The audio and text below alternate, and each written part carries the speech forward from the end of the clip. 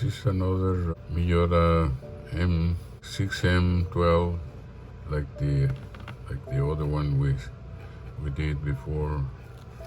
This is a ladies. We open it with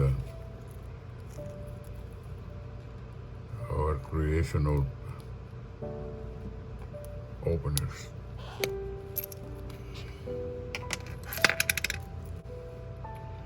Remove the battery there.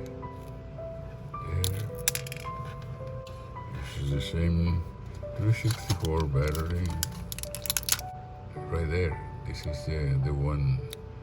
The battery all the times goes underneath of the spring. This is the spring. The battery goes underneath. You can see this is spring there. Remove the battery. This is the spring.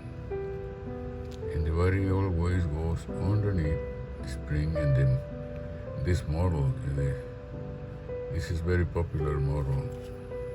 And you just put the battery in there and put it down.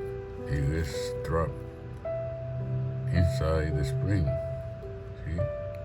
Spring. And the Mickey Mouse will work again. And that's it. These are two watches, ladies and men, with the same mechanism. But they're the same, use the same battery, uses the same thing.